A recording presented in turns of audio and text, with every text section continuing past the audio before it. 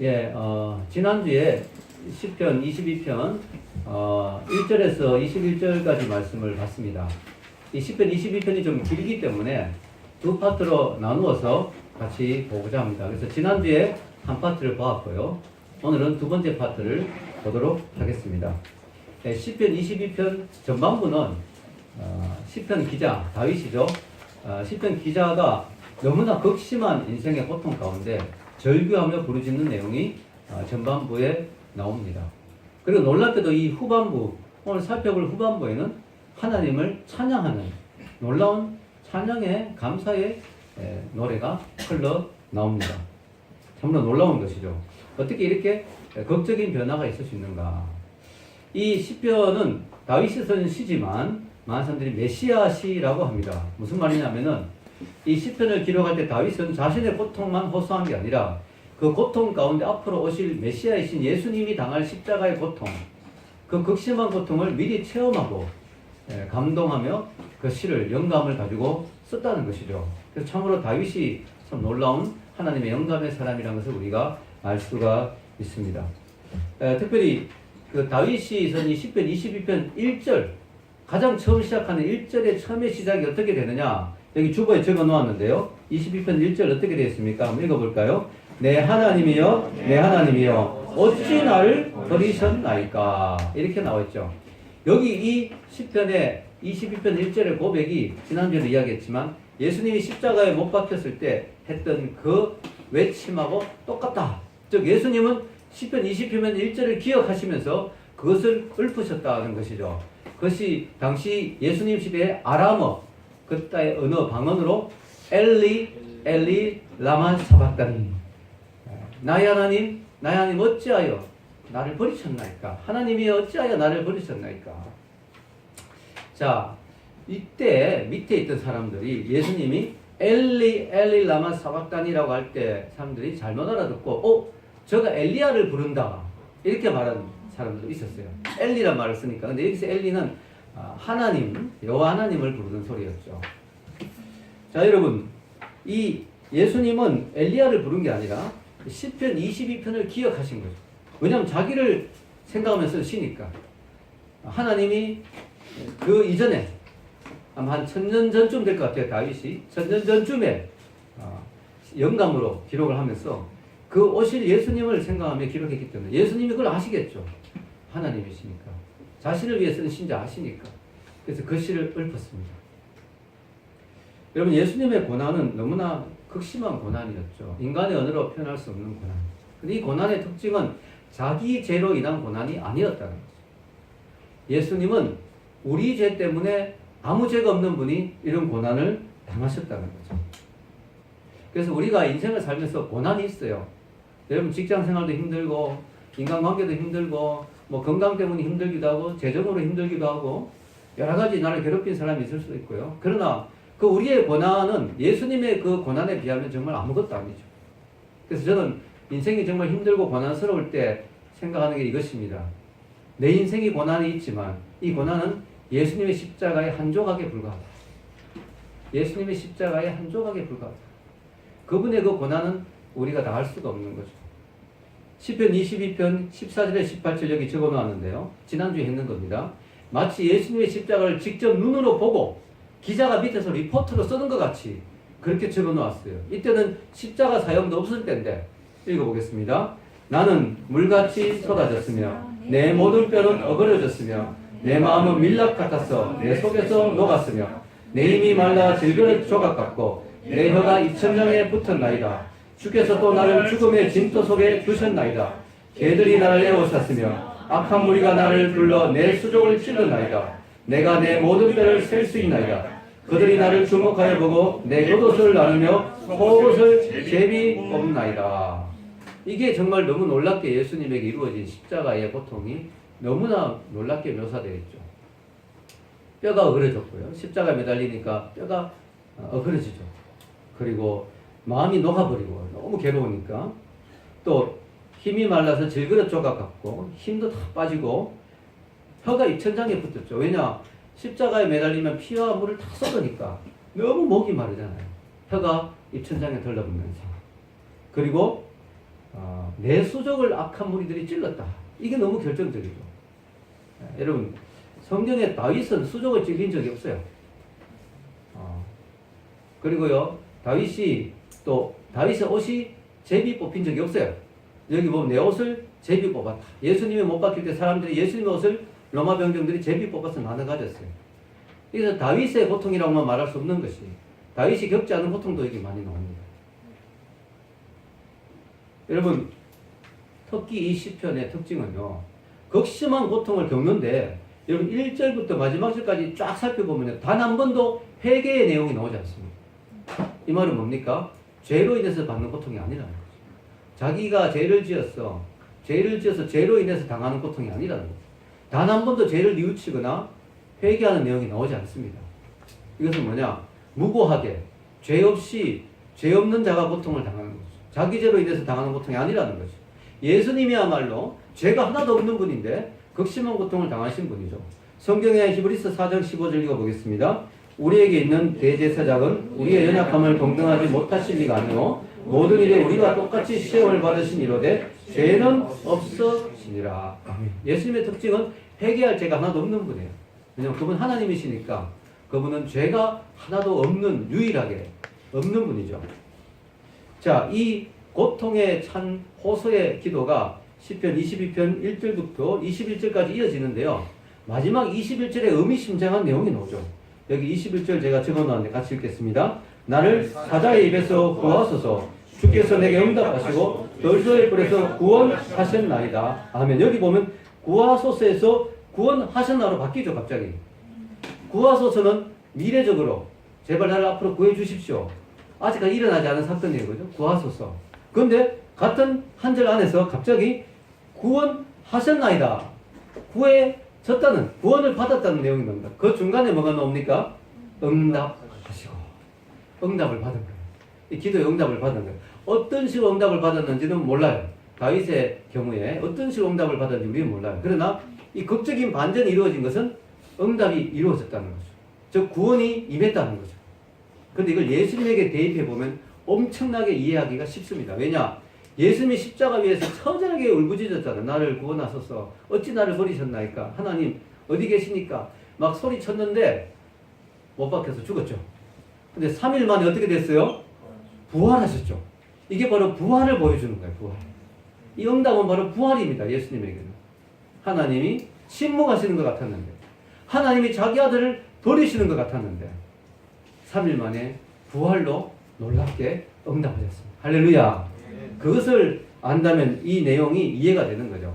그래서 앞에 부분은 메시아 고난의 시, 뒷부분은 메시아 찬양의 시로 이렇게 엮어져 있습니다.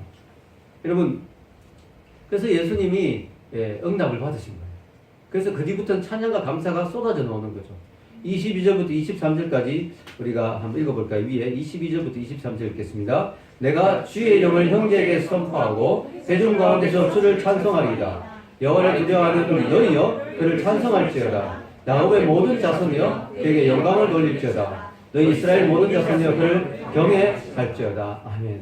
앞에는 처절한 고통이 있었는데 여기서부터는 찬송하라, 경외하라, 영광을 돌려라 이런 말들이 계속 나오죠. 너무나 극적으로 바뀝니다. 분위기가. 그래서 어떤 사람은 이 시편은 두 사람이 쓰는 거다. 혹은 두 경우에 다르게 쓰는 거다. 앞부분은 다른 상황에서 쓴 것이고 뒷부분은 다른 상황에서 썼고 이걸 짜집게 한 거다. 이렇게 말하는데 그것은 이 시편의 깊은 의미를 몰라서 하는 소리죠. 짜집게 한 게 아닙니다. 여기 하나님의 응답이 있었고 예수님의 부활이 있었기 때문에 이 시편의 분위기가 확 바뀌게 된 것이죠. 여러분, 예수님이 어찌 나를 버리셨나이까 할 때 하나님은 응답하지 않았어요. 만약에 하나님이 그때 바로 응답했으면 어떻게 됐을까요? 십자가에서 못 박혀서 피 흘리며 하나님 어찌 나를 버리십니까? 할 때 하나님이 그래 내가 어떻게 너를 버릴 수 있겠냐? 내 사랑하는 아들아 내가 어찌 더 이상 너의 고통을 볼 수 있겠냐? 당장 내려와라 하면서 하나님이 천군 천사를 동원해서 하나님이 예수님을 십자가에서 끌어내리셨다면 어떻게 됐을까요? 우리에게 구원은 없는 것입니다. 예수님 한 분은 그 자리에서 구원받았을지 몰라도 십자가의 죽음에서 구원을 받았을지 몰라도 우리의 구원은 없는 것입니다. 왜냐? 예수님이 십자가에 피 흘리고 죽으셔야 우리 죄를 대신해서 죽어 주실 수 있고, 그래야 우리가 예수님의 피의 공로로 구원을 받을 수 있기 때문에 예수님은 십자가에서 피 흘리고 죽으셔야 되는 거예요. 그래서 여러분, 하나님이 기다리신 거예요. 일부러 기다리신 거죠. 3일 후에 하나님은 응답하셨습니다. 여러분, 하나님의 기도에는 타이밍이라는 게 너무 중요해요. 타이밍이 정말 중요해요. 근데 너무 감사한 게 하나님은 시간의 주관자잖아요. 아멘? 믿습니까? 하나님이 시간을 만드신 분이거든요. 시간의 주관자이기 때문에 하나님의 시간을 가장 정확하게 맞추시는 거예요. 그래서 이런 찬양 중에 그런 거 있죠. In His time. 그분의 시간에. In His time. He makes all things beautiful. 그분의 시간에 모든 걸 아름답게 만드신다. 아멘입니까? 하나님은 시간을 주관하세요. 그래서 성경에 보면요, 하나님이 시간 조절을 하신 경우가 되게 많아요.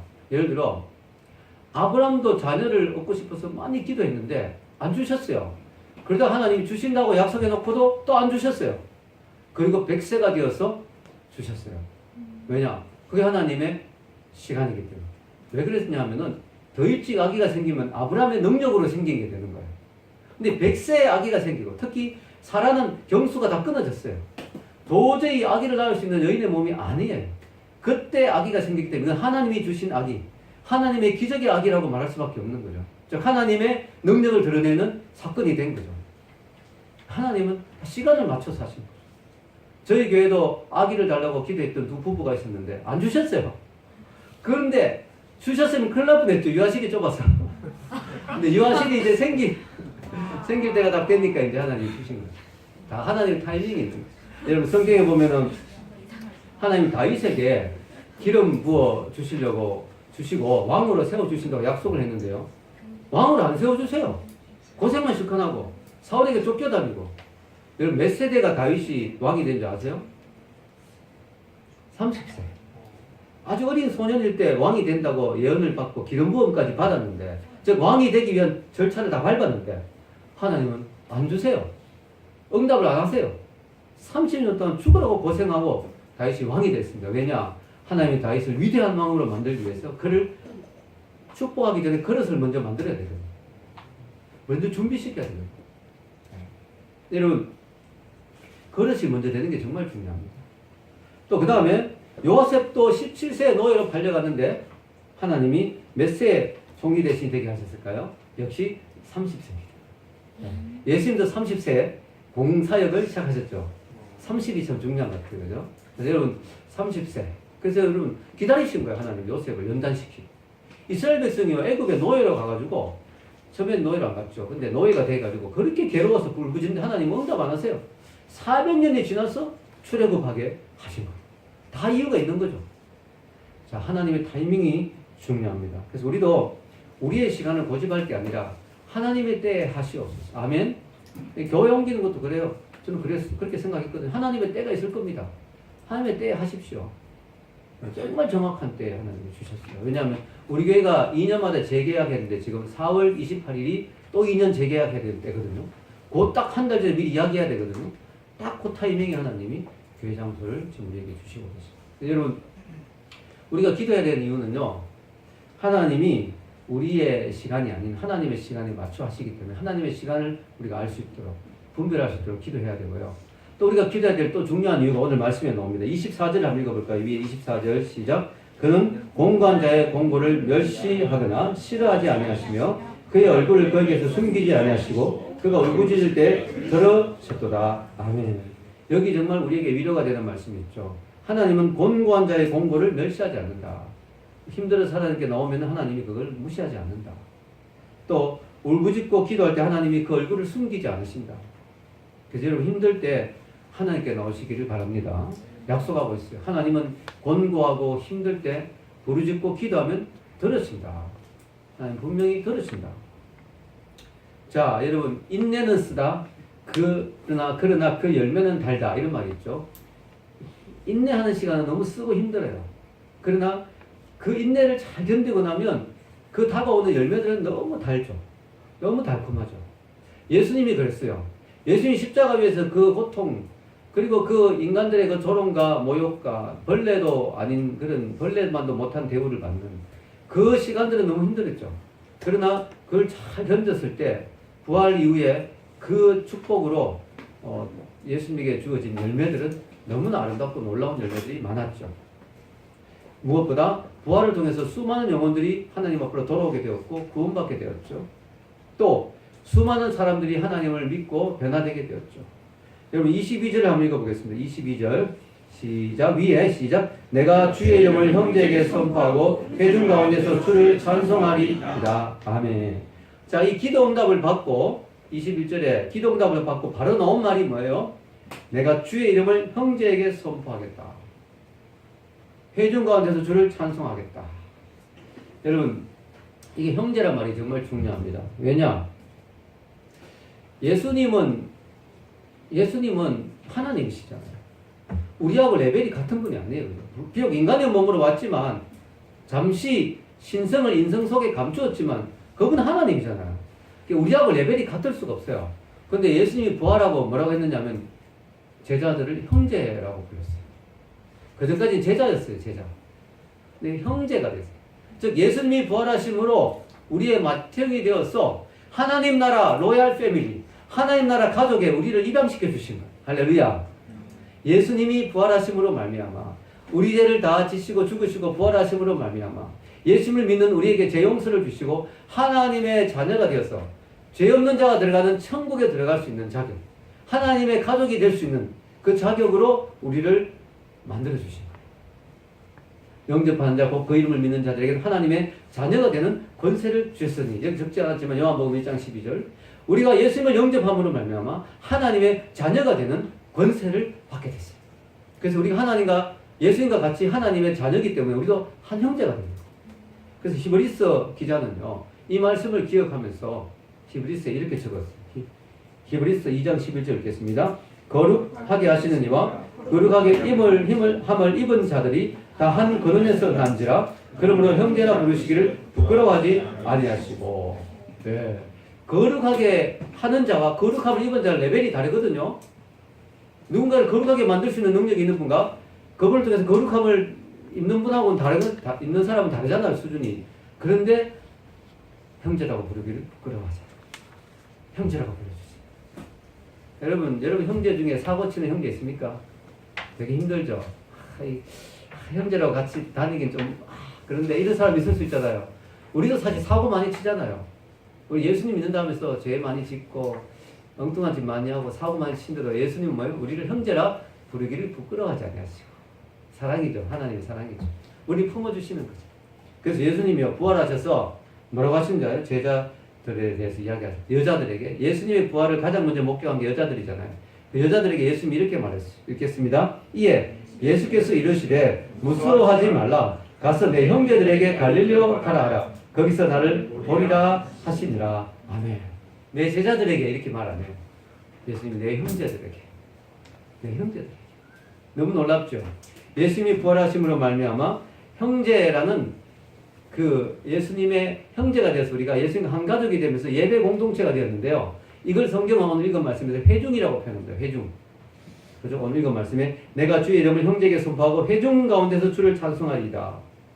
자, 여러분. 예수님과 한 형제 된 예배 공동체, 회중 무리가 누굴까요? 교회예요. 그래서 이 말은 뭐냐면요. 이 십자가의 고통, 이 다윗의 예수님의 그 고난을 체험하는 이 고통을 겪으면서 다윗은 너무나 놀랍게 하나님의 영감으로 예수님의 죽음 이후에 부활이 있고 그 부활로 인해서 교회가 탄생할 것을 미리 본 거죠. 앞으로 예수님을 형제라고 부르는 교회가 탄생할 것을 미리 본 거죠. 너무 놀라운 이야기죠. 교회의 탄생을 미리 본 것이죠. 여러분, 앞으로 예수님의 죽음과 부활에서 탄생할 교회를 미리 보았고요. 25절에서 26절까지는 어떤 내용이냐? 위에 한번 읽어보겠습니다. 시작. 큰 회중 가운데서 나의 찬송은 주께로부터 온 것이니 주를 경외한 자 앞에서 나의 서원을 갚으리이다. 겸손한 자는 먹고 배부를 것이며 여호와를 찾는 자는 그를 찬송할 것이라. 내 마음은 영원히 살지어다. 이 교회가 어떤 모습일지를 보여주는 거죠. 하나님 앞에 먹고 배부르는, 즉 풍성함이 있는 것. 이 교회라고 해서 언제나 풍성하잖아요. 은혜가 풍성하고 사랑이 풍성하고 또 우리 교회 같이 먹을 것이 풍성하고 우리 풍성한 것이 있는 근데요, 그런 풍성함을 누리려면 어떻게 돼야 될까요? 겸손한 자가 돼야 돼. 그리고 하나님을 찾는 자가 돼야 돼. 아멘입니까? 여러분, 겸손하지 않으면 하나님 앞에 안 나옵니다. 하나님을 찾는 심정이 있어야 돼요. 하나님을 만나고 싶습니다. 하나님의 은혜를 누리고 싶습니다. 하나님 갈망이 있습니다. 여러분, 그런 자에게 하나님은 약속합니다. 풍성한 은혜를 주실 거라고. 여러분, 근데 이게 끝이 아니에요. 이게 끝이 아니에요. 너무 놀라운 게요. 다윗이 앞으로 예수님의 죽음과 부활로 교회가 탄생할 것만 본 게 아니고요. 또 뭐까지 봤는지 아세요? 온 나라와 민족과 열방이 돌아올 것까지 봤어요. 성교의 역사, 세계 복음화의 역사까지 미리 본 거예요. 27절 위에 한번 읽어보겠습니다. 땅의 모든 끝이 여호와를 기억하고 돌아오며 모든 나라와 모든 족속이 주의 앞에 예배하리니. 여러분, 이게 엄청난 이야기죠. 그땐 유대인들의 선민사상, 자기들만 구원받는다고 하는 선민사상이 가득 차있던 그 시대입니다. 예수님이 오기 훨씬 전, 거의 1000년 전에 유대인들은 유대인들만 구원받는다고. 그때 랍비들이 있었던 말이 있잖아요. 이방인은 그걸 왜 만들었습니까? 지옥에 땔감이 필요하니까. 그게 랍비들의 대답이었어요. 실제로. 지옥에도 땔감이 필요하지 않냐. 저것들은 다 지옥 갈 것들이다. 우리 민족만 구원받는다. 그런 선민사상이 가득 찼을 때인데, 놀랍게도요, 오늘 이 말씀을 보면 모든 나라와 민족과 열방이 주님께 돌아와 같이 예배할 거라고 그렇게 이야기하는 것입니다.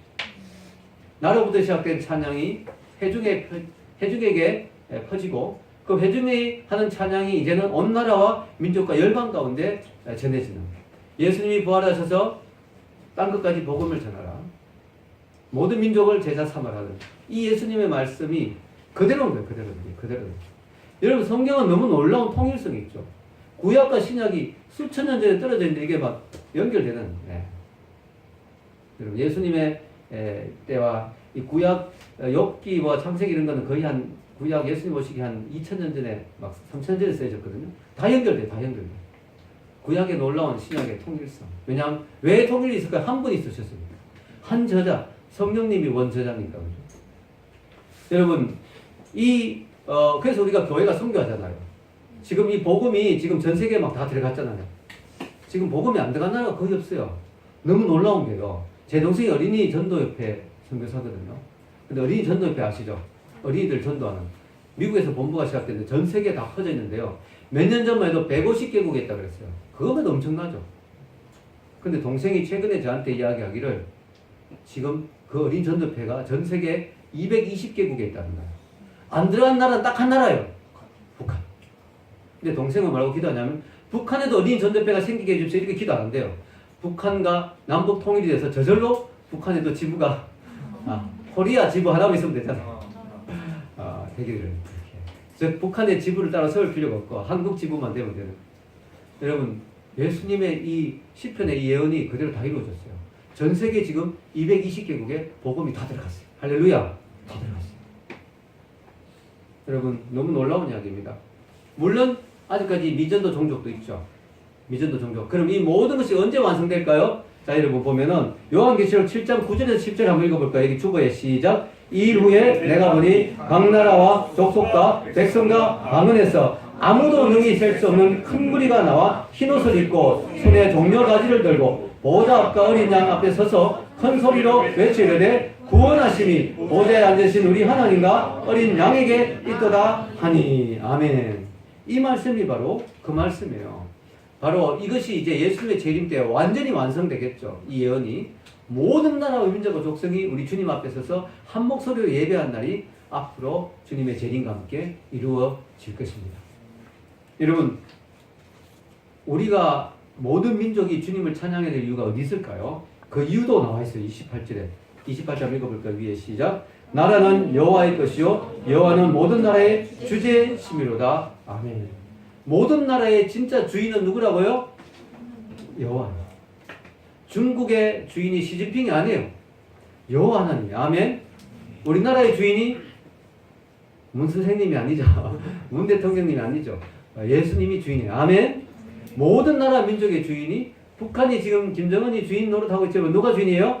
예수님이 주인이에요. 모든 나라와 민족의 주인이 예수님이기 때문에 결국 그들이 주인이신 주님을 높이고 찬양해야 되는 게 마땅하다는 거죠. 마땅하다는 거죠. 자, 여러분, 주님이 주제라 것은 왕이다. 그 나라의 진짜 왕이다. 그 나라의 진짜 대통령이다. 진짜 왕이다. 라는 것을 말씀하고 있는 거죠. 자, 여러분 29절 같이 한번 읽어볼게요. 위에 시작. 세상의 모든 풍성한 자가 먹고 경배할 것이요 진토 속으로 내려가는 자 곧 자기 영혼을 살리지 못할 자도 그 앞에 다 절하리로다. 아멘. 다 그 앞에 절하리로다. 여기 보면요. 세상의 모든 풍성한 자가 먹고 경배한다 그랬죠. 그래서 다양한 사람이 다 들어와요. 교회에는 가난한 사람도 들어오고요. 겸손한 사람, 가난한 사람. 여기서 겸손은 가난을 의미할 때도 있거든요. 가난한 사람. 동시에 풍성한 자도 온다. 즉 하나님의 은혜를 누리는 데는 모든 사람이 다 포함된다 하는 것이죠. 가난한 자와 풍성한 자, 약한 자와 강한 자 모두 주님을 찬양한다. 즉 구원의 스펙트럼이 크다는 거죠. 온 나라와 민족과 열방을 다 포함하고 온갖 종류의 사람들을 다 포함한다는 거죠. 남자와 여자와 노인과 아이와 가난한 자와 부자와 모든 자들이 주님 앞에 기뻐할 수 있는, 심지어는요 누구까지 포함하는지 아세요? 죽은 자까지 포함해요. 여기 보면은 진토 속으로 내려가는 자 곧 자기 영혼을 살리지 못할 자도 그 앞에 절하리로다. 죽은 자가 어떻게 예배해요? 부활이 있으니까 가능한 거죠. 여러분 구약의 사상은요 죽은 자는 예배 못한다는 게 구약의 기본적인 사상이에요. 여러분 시편 6편 5절 제가 적어놓았는데요. 한번 읽어볼까요? 사망 중에서는 주를 기억하는 일이 없사오니 서울에서 주께 감사할 자 누구리까? 이런 말씀 있죠, 그죠? 이게 바로 시편 기자들이 또 구약의 그 사람들이 단골로 쓰는 문구예요. 뭐냐면 하나님 저를 죽이지 마세요. 죽은 자가 누가 어떻게 하나님을 찬양하겠습니까? 저 살아야 하나님을 찬양하지 않겠습니까? 저 좀 죽이지 마세요. 이 말 하려고 이 문구를 많이 썼단 말이죠. 그런데 오늘 성경은 이걸 뛰어넘어요.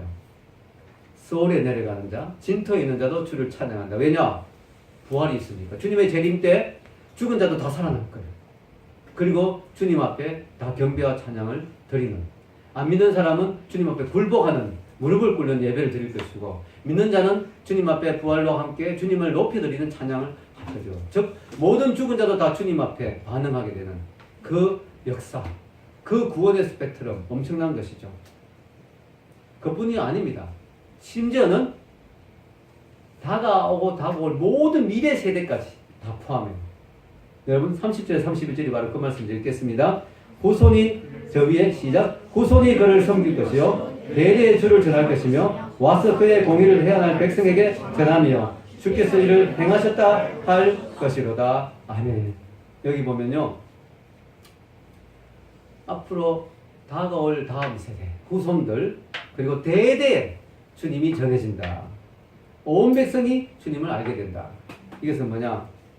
앞으로 완성될 하나님 나라는 지금 현재 과거와 지금뿐만 아니라 미래까지 다 포함한다는 것입니다. 아멘입니까? 미래까지 다 포함하는 완전히 종말론적인 완성까지 다 보는 거예요.